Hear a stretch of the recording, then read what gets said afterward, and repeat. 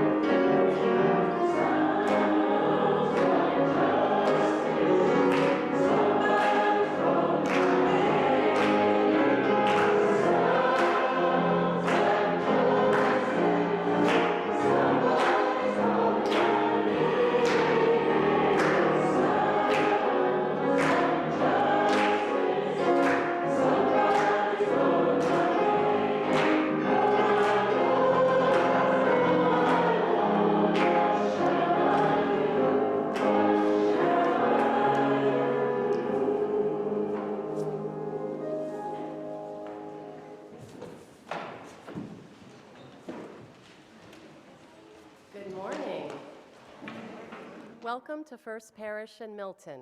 My name is Lisa White, and I'm a member of our worship committee. If you're having trouble hearing us, please raise your hand in the meeting house or message us in the chat function of Zoom. Everybody okay? We are so glad that you're here.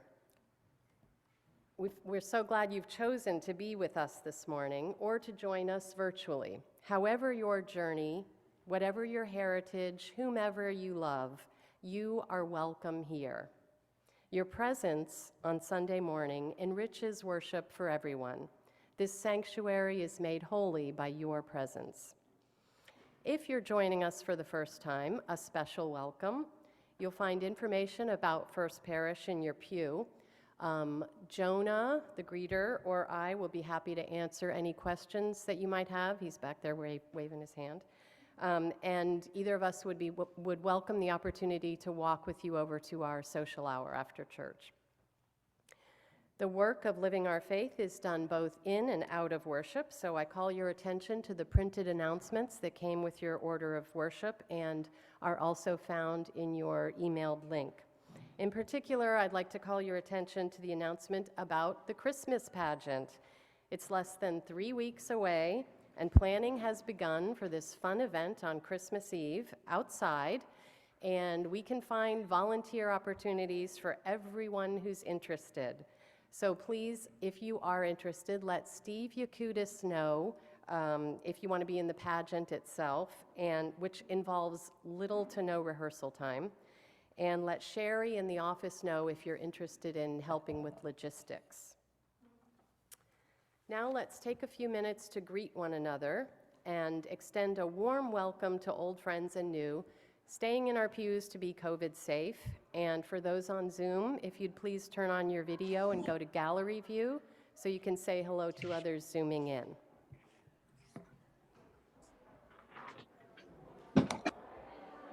Hey, Pat.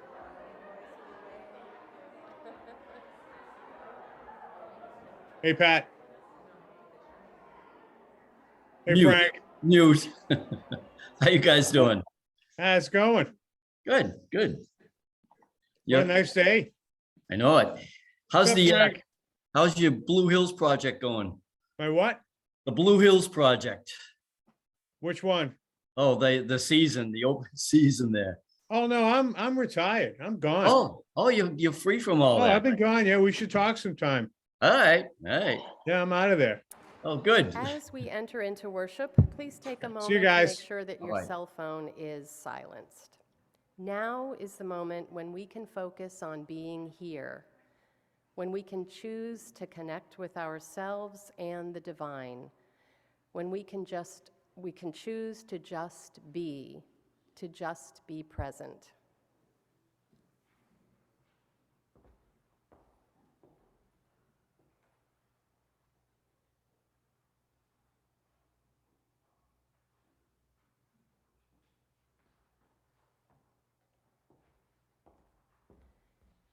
Each Sunday, we light the chalice as a reminder that hope, faith, and love still abide.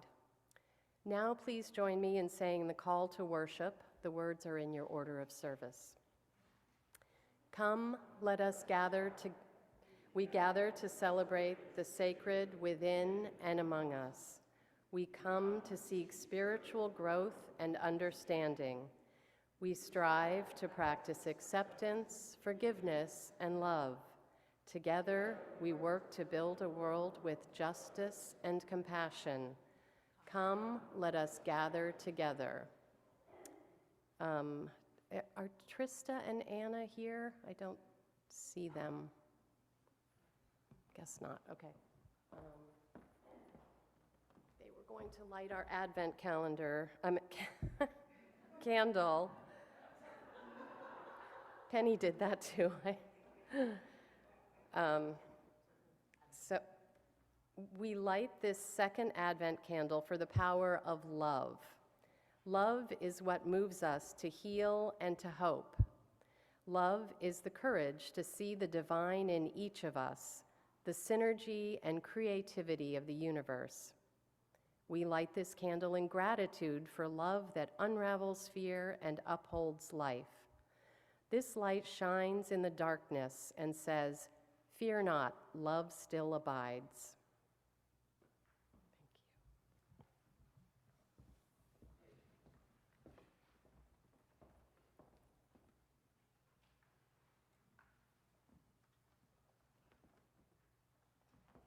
And for our Story for All Ages this morning, we're going to share a book called I Wonder.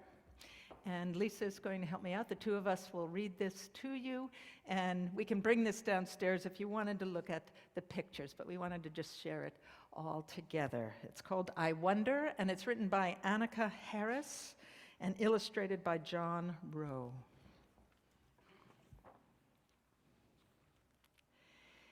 Eva loves to look for the moon.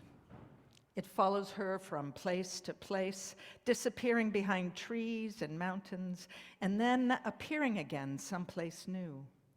Look, Mama, there it is. The moon looks so beautiful in the sky. How do you think it follows us, Eva? Eva thinks about it, but she just can't figure it out. It's okay to say I don't know, says her mother.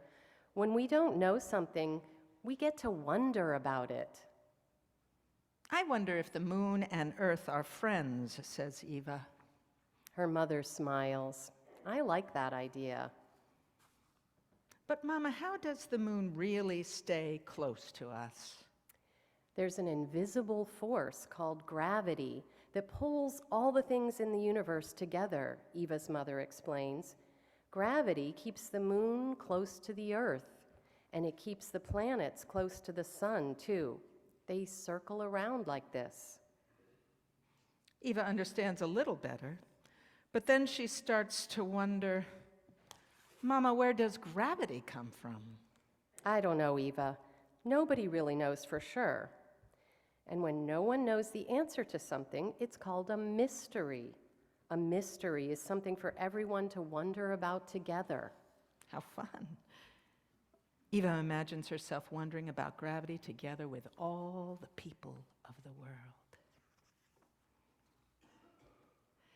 Eva watches the moon disappear behind the clouds as she walks, excited to see where it will appear next.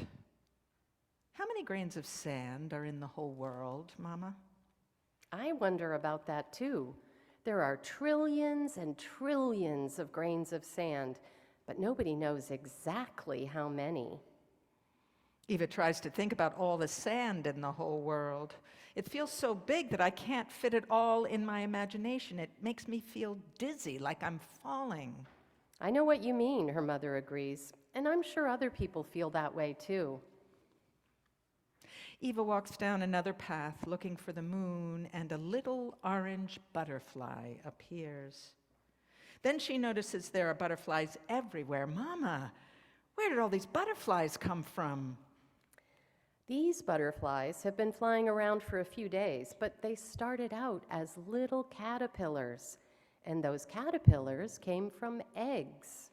And those eggs came from other butterflies. There are cycles all around us with one thing ending and another beginning. Things are always changing. Can you think of other things that change? Clouds, and frogs, and me.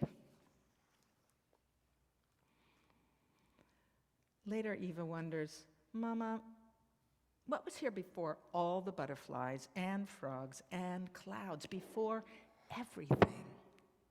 I don't know, answers her mother. It's another mystery. I like trying to imagine what was here before the beginning of everything. What do you think was here? And Eva says, smiling, I don't know. She thinks about it for a long time, and then she has an idea. I wonder if there were feelings. As she walks home, Eva sees the moon again glowing brightly above the roof of her house. Let's go inside and look for the moon through the window. We will live with some big mysteries when we come upon one. We're given a little gift. Every mystery is something for all of us to wonder about together. Is there anything you want to share that you wonder about? Anything? What do you wonder about? Anyone have a thought? Yes.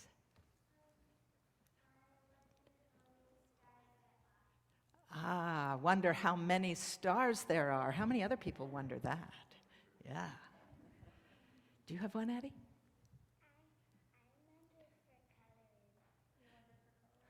You wonder for coloring. I've been asking a lot of questions lately about how Santa sees us and knows what we're doing. Ah. Wonder there. Yeah, that's a lot of wonder in this time of year, yes, about Santa. Anybody else have a wonder? Well, as we sing you out and you go to classrooms, you can think more about what you might want to wonder about. And I'll go ahead and give this book to someone to take down.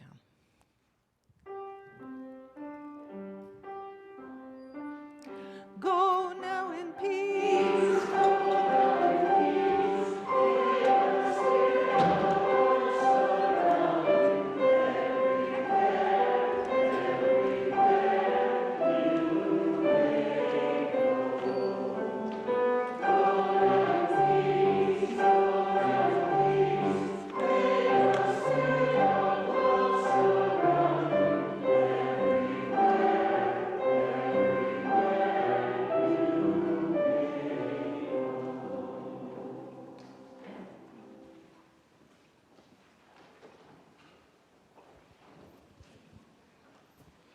And now's the time in our service for a time of stillness where we can settle in and concentrate on our breath. Just let it breathe in and out. Feel it in our bodies. give ourselves the wonderful gift of breath, and feel free to let your mind wander and then come back to the breath. Just let it all be for a little bit.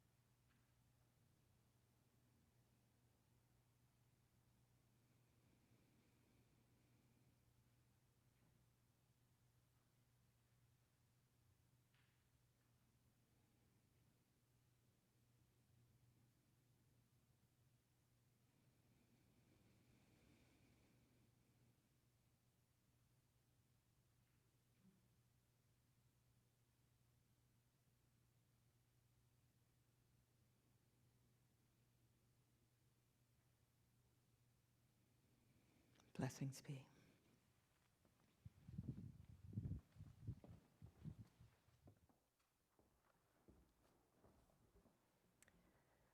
This morning's reading is Suddenly Awake with Awe by Gretchen Haley. Do not fail to be surprised by the catching of your breath, the quickening of your heart, the fullness of your eyes, wide and suddenly awake with awe. Here is a place filled with wonder that still there might be something new born today, that we might be born anew today. Do not fail to notice the changing, the life, full and abundant, already beginning by our coming together, already possible by the promises we make to give, to receive, to become more together, and to forgive again, and again the falling short that is always already here.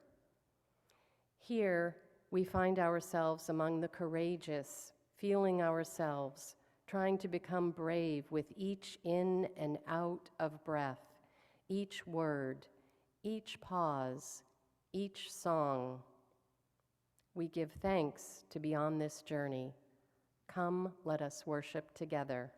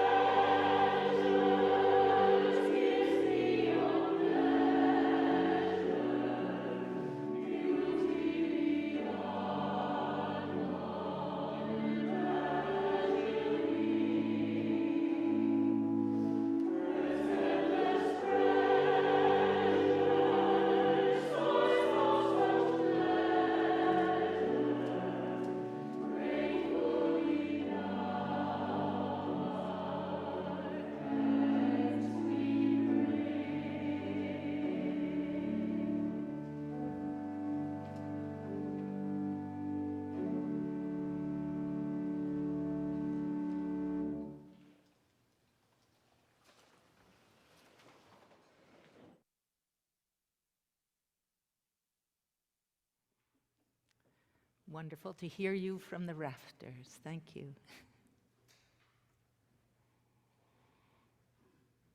Let us open our hearts to this day, to the wonder of being and the marvel of awareness, to the beauty of creation and the joy of connection,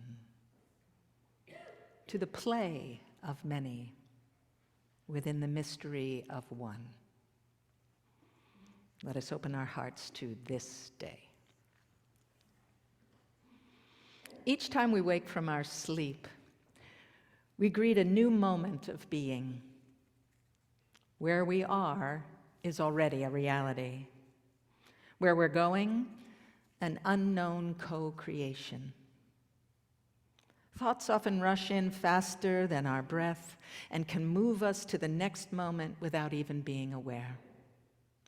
A trend of thought can lead us to an attitude that influences our choices and determines our way of being in the next moment. How we rise in the morning readies us for the day. What we choose to see, welcome, and believe prepares the ground for our journey of being.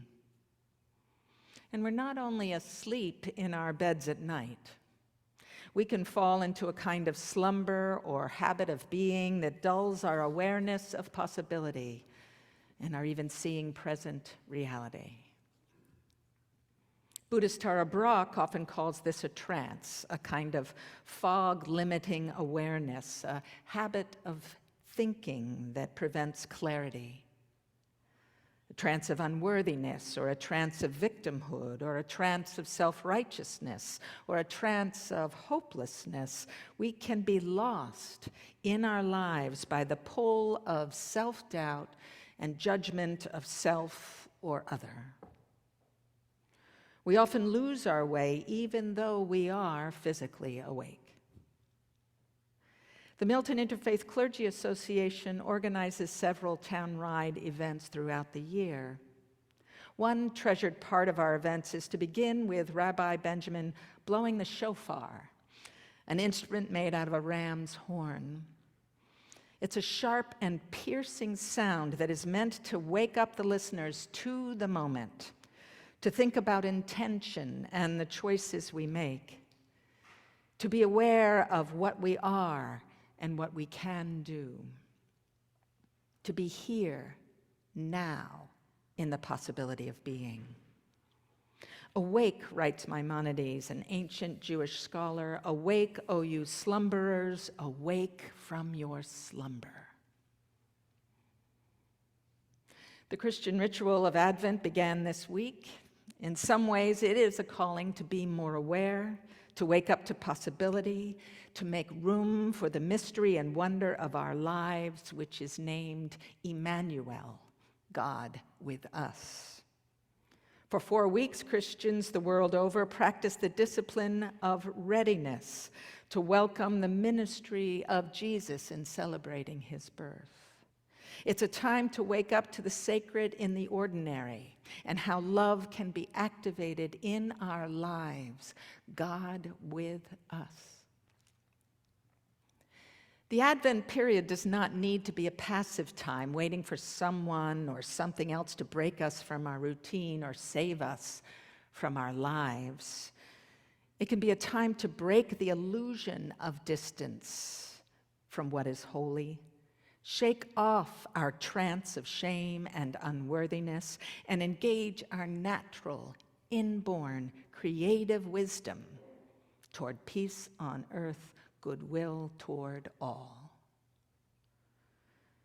This remains a bewildering time for many right now in our times, a fragile time for some and a dangerous time for others.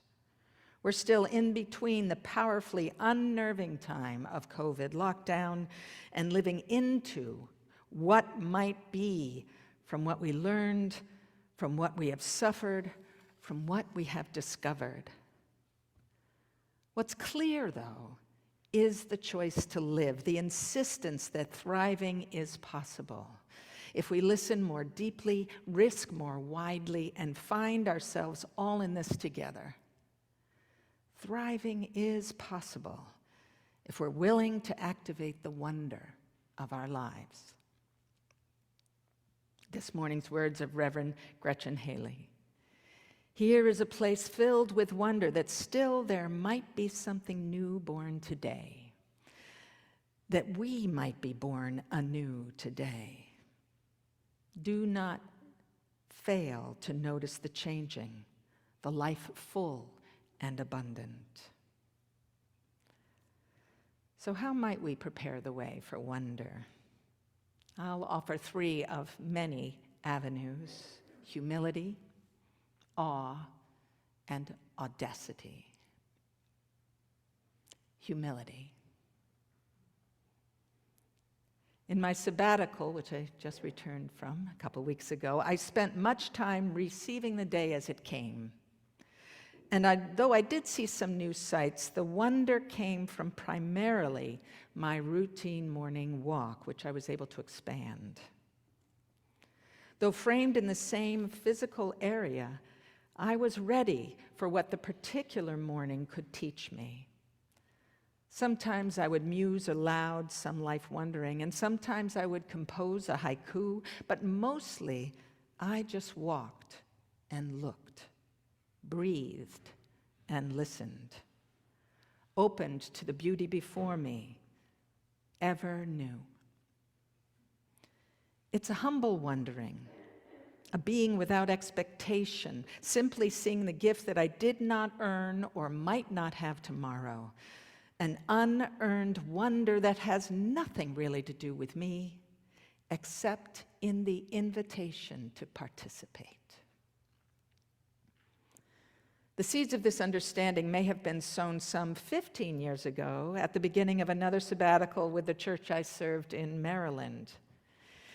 In the beginning of that sabbatical, I thought, okay, now it is time to be wise. I'm giving this time to be wise. So I went back out into my backyard where I had mowed a labyrinth that was in a field of wildflowers. And I was ready, I was going to ready myself. I was going to open myself to the assignment. And I looked over and saw this bush. I've told some of you this. Some of you know this story. And there was a butterfly on the bush. And I went, oh, there's a sign. Oh, isn't that beautiful? And so I walked over and I looked really close at the butterfly. And it just stayed there. It didn't move. And suddenly it moved just a teeny bit and it pooped.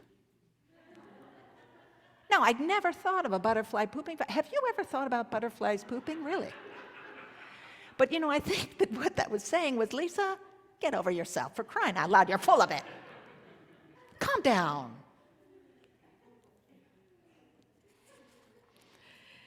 And I've had other messages like that through the time, because I can get, a little overdone. But you don't summon wonder. You don't summon wonder. You release into it. Reverend Haley again. Do not fail to be surprised by the catching of your breath, the quickening of your heart, the fullness of your eyes wide and suddenly awake with awe. And so the next avenue, awe. Just last Friday on my morning walk, the angle of the early dawn light adorned the tall treetops with a peach amber glow shimmering on the top bare branches. As I was admiring this beauty that I knew might be maybe 5 minutes long as the sun, changes its angle, a movement in the sky caught my eye.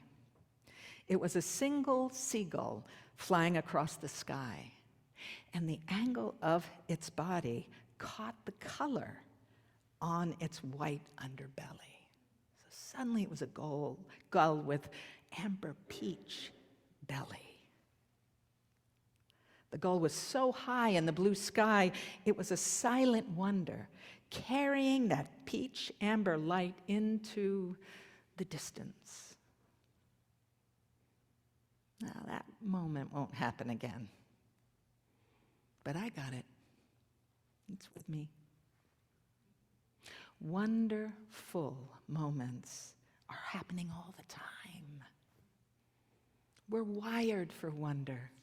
born to respond. Rabbi Abraham Heschel wrote about awe in his book, I Ask for Wonder. The beginning of awe is wonder, he says. Awe is an intuition for the dignity of all things, a realization that things not only are what they are, but also stand, however remotely, for something supreme. Awe, he continues, is a sense for transcendence, for the reference everywhere to mystery beyond all things.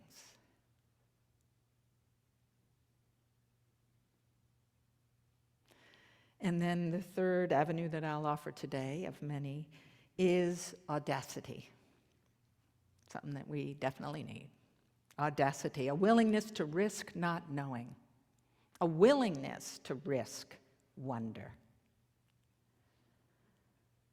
7 years ago, a group of people from various faith communities in Milton ventured into a dialogue about race, centered on wondering about each other and about the possibility of healing and wholeness through relationship. Courageous conversations toward racial justice, still strong now, is now a reliable source growing beyond our town, willing to wonder what we can be together, fueled by monthly gatherings. We've brought countless people together into this endeavor to grow in love, dignity, and wonder. We often forget that in the urgency of justice work and in the despair of the pace of true transformation, that remembering life's wonder and worth is what sustains the audacity to break out of the difficult, fear-based, cunning trance of racism and injustices in general. When we see one another in the wonder of creation, we have the clarity of love and dignity to guide us. Reverend Howard Thurman, theologian who deeply influenced Martin Luther King Jr. and other civil rights leaders in the 20th century, wrote about wonder in this time of Advent and Christmas. He was a Christian theologian. There must be always remaining in every life, he said, some place for the singing of angels, some place for that which in itself is breathless and beautiful. We are wired for wonder, born to respond. So may it be. Amen. Let's sing hymn number 1017, Building a New Way. It's in the blue hymnal.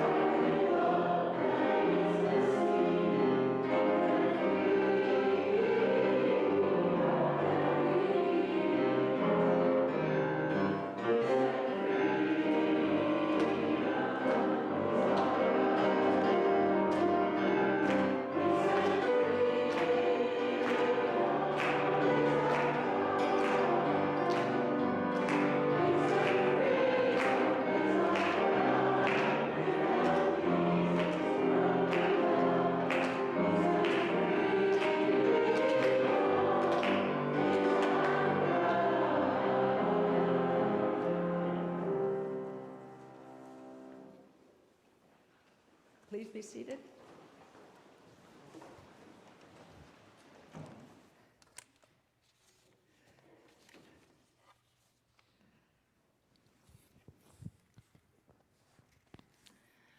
Let us join our hearts in the spirit of prayer. Let's join our hearts in the spirit of prayer.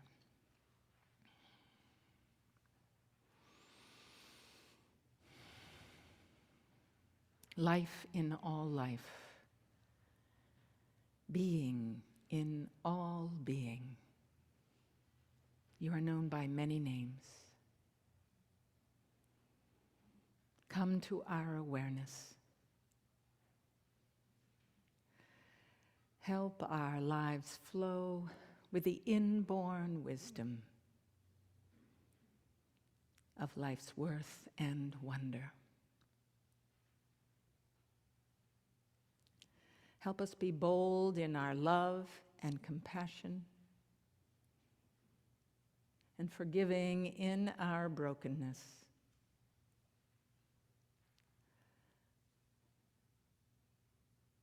Let us ask for help when strength is low, and give when strength is abundant. Let us have the deep and abiding trust that all of us into this together will find a way through to harmony. And a local prayer today from Dottie Pitt. Chris Pitt is in the hospital at this time. Let us send out strength and love to Chris, strength and ease to Dottie.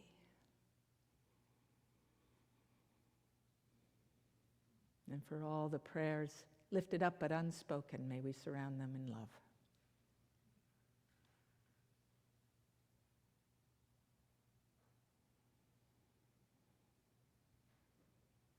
Amen.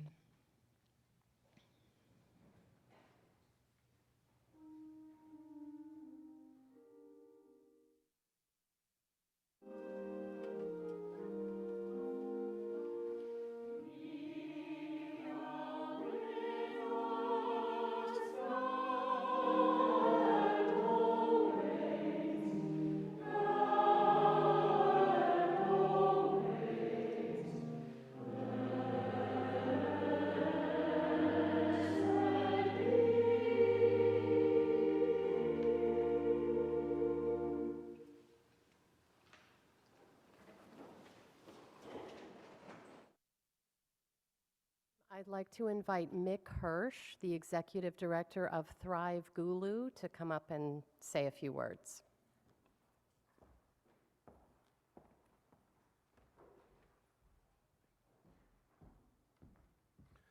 Good morning, everyone.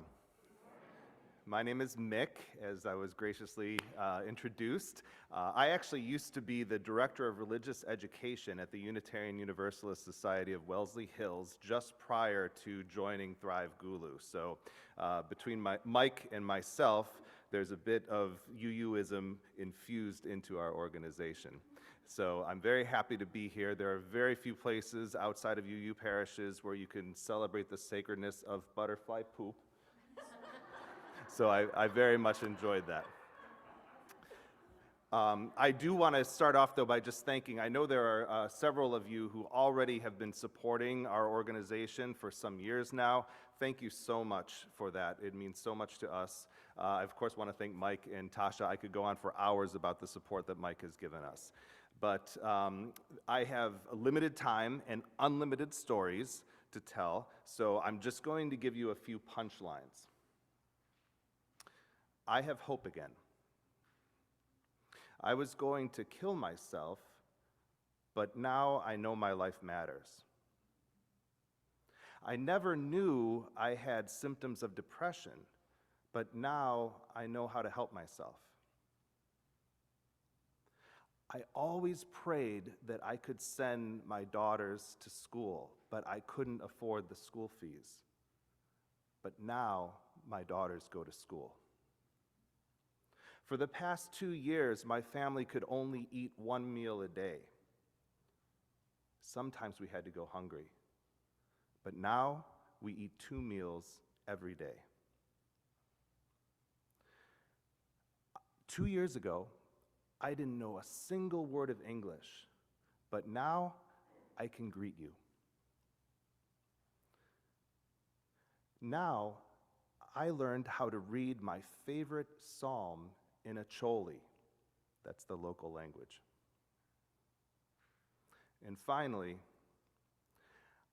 I'm not gonna take no more nonsense from no more boys, never again. That is some of the work or outcomes that Thrive Gulu has accomplished. There are so many more. I'd love to talk to you afterwards if you have any questions. But for now, I do want you to know, and this is true, the mere fact that I'm here talking to you, and Mike is here, and you are here listening, means that there are people in Uganda right now singing and dancing and drumming and giving thanks for us because they're not forgotten and because we believe that they have a better and brighter tomorrow. Thank you.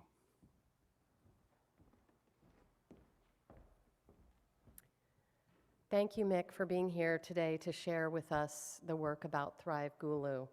As many of you know, twice a month our offering is given to an organization whose work this congregation supports. This effort is spearheaded by our Social and Economic Justice Committee and is one of the ways we fulfill our mission of helping to build a just and healthy world. Today's offering will be given to Thrive Gulu. To give, please follow the instructions printed in your order of worship or shown on the Zoom screen. For those in the meeting house, you may deposit cash or check into the collection plates at the entrances to the meeting house. Please support Thrive Gulu by giving as generously as you can.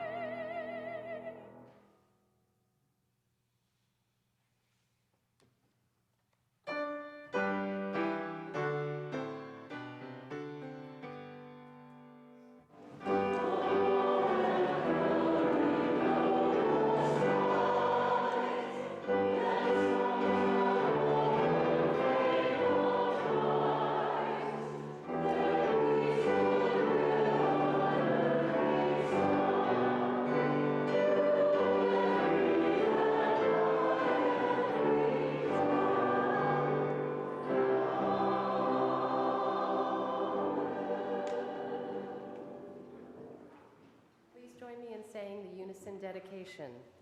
May these gifts be transformed into strength for this faith community, into comfort, food, and shelter for those in need, and may we be transformed by generosity.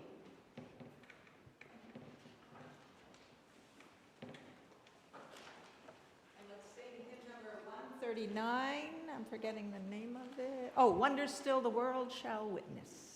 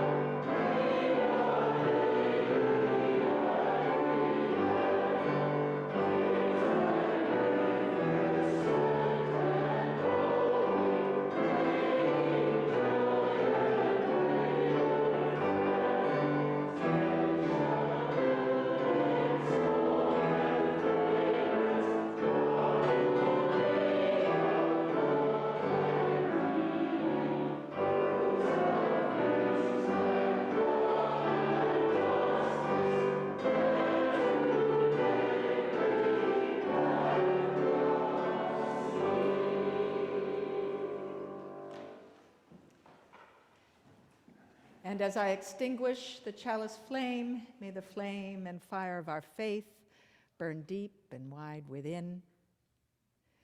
May we walk out with any seed of peace, spread it into the world, any seed of love, give it over to another, and any seed of hope, let this world know it, that wounds can be healed. Have a good week. Amen.